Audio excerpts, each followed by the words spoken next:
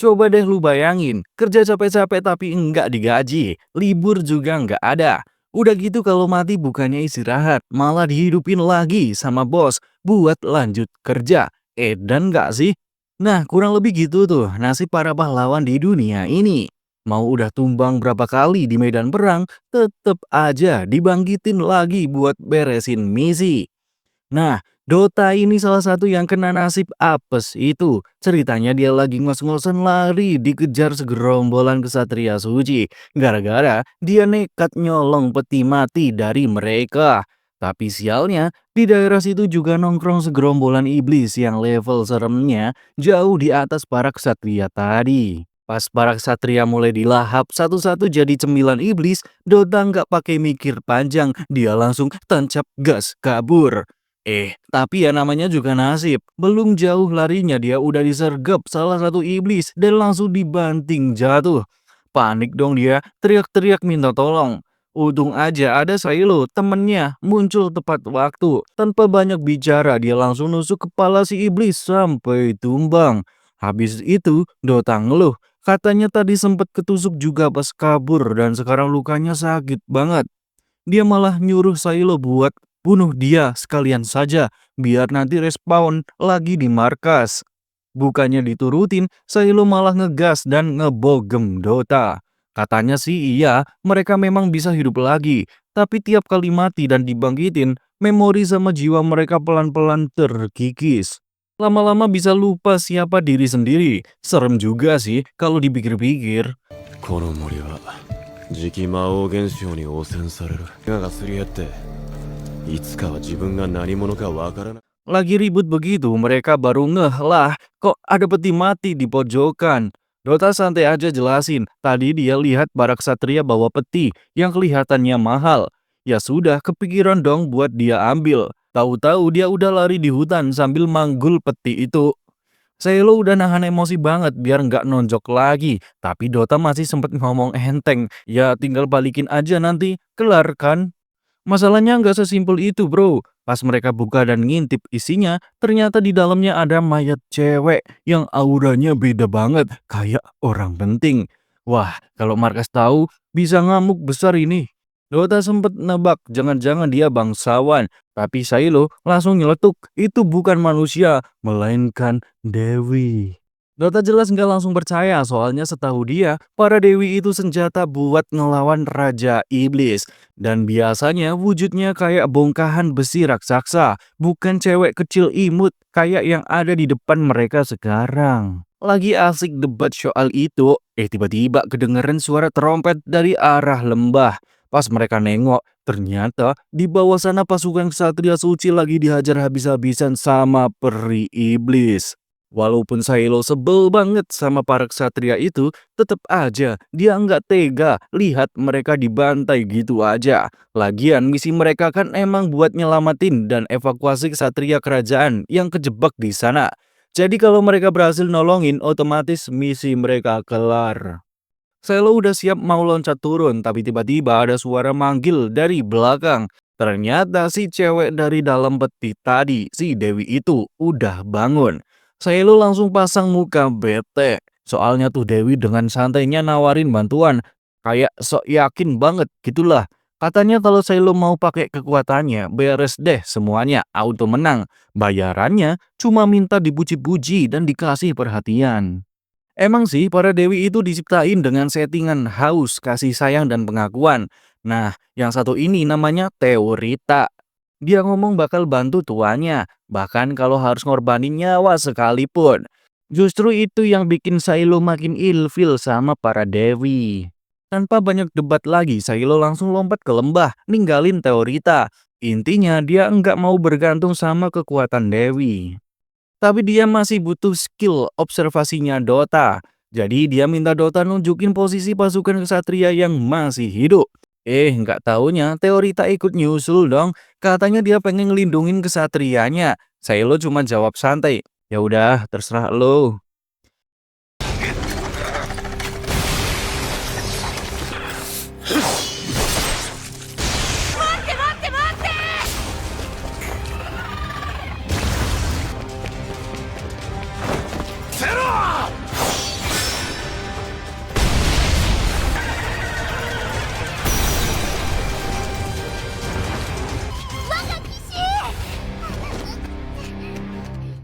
Para kesatria yang selamat jelas lega banget. Mereka sempat bersyukur karena ada yang datang nolongin mereka.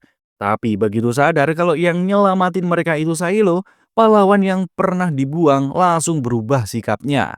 Ya ampun, dikasih selamat malah songong. Nggak lama kemudian, Sailo dapat kabar kalau pasukan utama kesatria suci mutusin buat bertahan di sekitar sungai. Kayaknya bakal ada ribut yang lebih gede lagi nih. Jadi rencananya mereka mau nahan serangan iblis di pinggir sungai. Dengar itu, saya lo langsung mikir, ini sih bukan strategi, ini mah cari mati. Lah, wong para kesatria itu aja kelihatan kewalahan banget lawan iblis, apalagi mau pasang badan segala. Sebenarnya saya lo nggak peduli-peduli amat sama nasib kesatria yang sok paling suci itu. Cuma masalahnya kalau mereka semua tewas, misinya dianggap gagal. Dan ujung-ujungnya dia yang bakal kena getahnya lagi. Jadi mau nggak mau dia harus turun tangan sebelum pasukan utama itu beneran musnah. Sementara itu di garis depan pasukan yang dipimpin Komat sama Kivia udah siap tempur. Mereka langsung ngeluarin tombak petir buat nyambut gelombang iblis yang datang. Awalnya sih lumayan, gelombang pertama bisa mereka tahan. Tapi jumlah iblisnya enggak habis-habis, makin lama makin numpuk. Udah kelihatan banget, tinggal nunggu waktu aja sebelum mereka keteteran. Untungnya Silo nongol, timingnya pas banget. Walau tetap aja korban udah banyak berjatuhan, dan begitu dia mulai bergerak, langsung kelihatan bedanya.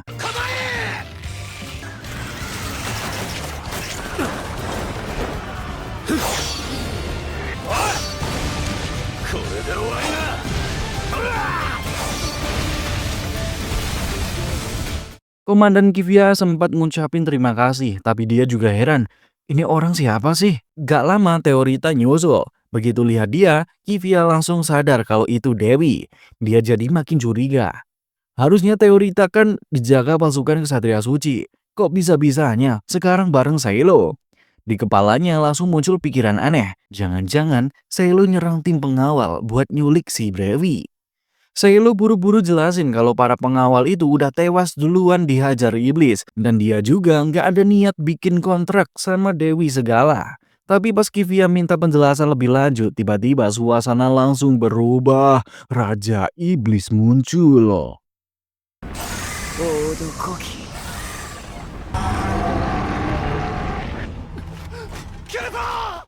Sekejap pasukan ksatria panik. Tanpa pikir panjang, mereka langsung nyerbu. Padahal itu blunder gede banget. Soalnya si Raja Iblis punya perisai sihir yang bisa mantulin serangan balik ke pengirimnya. Hasilnya, banyak ksatria tumbang kena serangan mereka sendiri. Ngelihat situasi makin kacau, Silo nyaranin Kivia buat mundur aja dulu sebelum makin parah. Tapi Kivia keras kepala, dia tetap pengen ngejalanin misi. Katanya dia dapat perintah langsung dari pusat buat bantu proses evakuasi di wilayah itu. Dan ya, kelihatannya ini bakal jadi makin runyam. Begitu Kivia dengar omongan Silo tadi, dia langsung ngeh. Oh, jadi lo salah satu pahlawan buangan dari markas besar ya? Dari situ nadanya langsung berubah. Dia dengan tegas bilang, sekarang dia yang pegang komando. Jadi keputusan akhir tetap di tangan dia. Dan demi nama besar kesatria suci, mereka bakal bertahan sampai titik darah terakhir.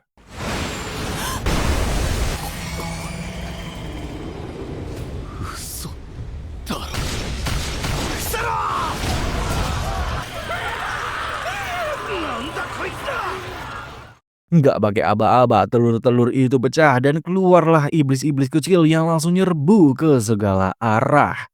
Medan perang langsung chaos seketika.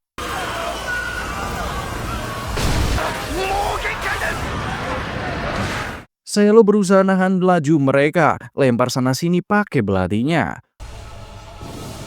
Boom! Ledakan gede banget guncang area itu. Teorita juga kelihatan kena imbasnya. Dengan sisa tenaga, Teorita bilang cuma ada satu cara buat nyelamatin semua orang, yaitu pakai kekuatan Dewi. Silo tahu itu masuk akal, tapi dia juga pernah bersumpah nggak bakal pakai kekuatan Dewi lagi. Jadi dia malah manggil Kivia dan nyuruh dia aja yang bikin kontrak sama Teorita. Sayangnya pas dia nengok sekitar, pelindung dada Kivia udah tergeletak di tanah. penuh darah. Ya, kelihatannya udah nggak tertolong. Akhirnya nggak ada pilihan lain. Silo harus ambil keputusan itu sendiri. Teorita langsung sumringah begitu Silo setuju. Dia mau jelasin prosedur kontraknya, tapi Silo motong bilang dia udah paham caranya. Begitu darah itu disentuh, langsung kerasa ada ikatan yang kebentuk di antara mereka. Kontrak resmi pun jadi. Sebagai Dewi Pedang, Teorita bisa manggil pedang sebanyak yang dia mau. Dan begitu kekuatannya aktif, langit langsung dihujani bilah-bilah tajam yang nyampu bersih pasukan iblis. Dalam waktu singkat, keadaan kebalik total.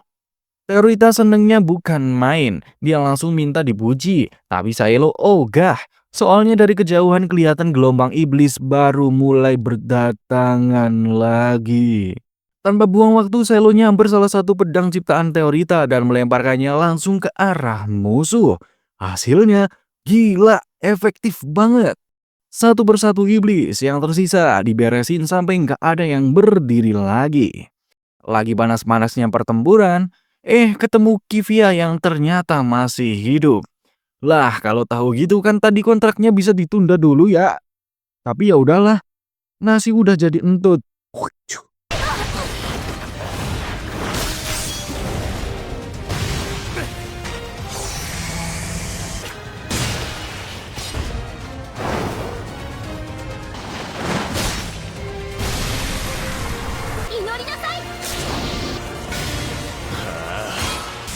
望んだ通りの代物だ。たまれゴキブリだろ。 Pas dia sempat kehilangan kesadaran sebentar dan bangun lagi, Teorita udah berdiri di depannya. Dan ternyata Dota juga nongol lagi. Awalnya Silo mau marah karena Dota sempat menghilang. Tapi pas lihat dia bawa barang aneh, langsung kepikiran, ini pasti nyolong lagi. Bedanya, kali ini hasil colongannya justru kepake banget. Boom, super kuat. もう一発でかいのをお見舞いしてやる。そう終わりだ。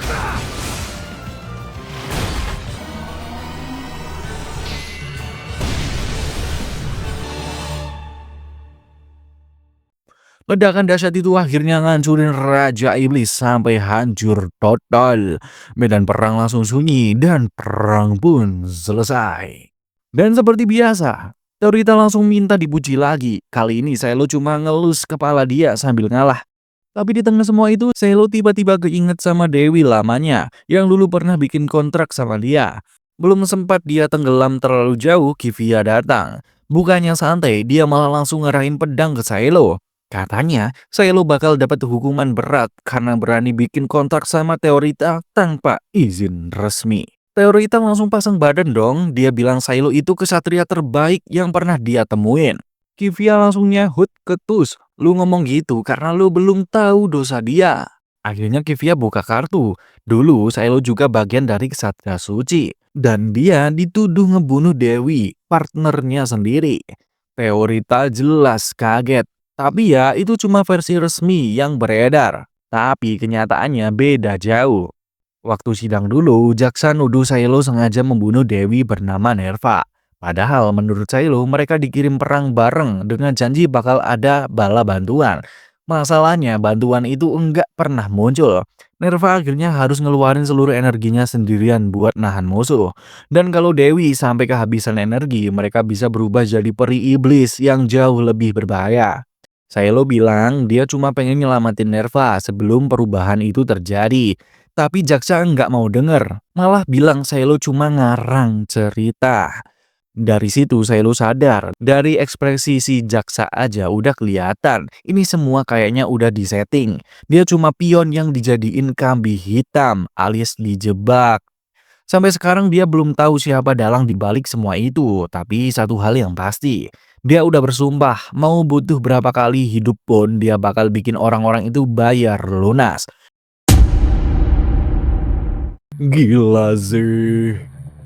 Nah, segitu dulu cerita kali ini ya. Menurut kalian gimana? Seru nggak animenya? Kalau suka nanti kita lanjut bahas lagi di video berikutnya. Makasih udah nonton sampai habis. Sampai ketemu di next video. Bye-bye.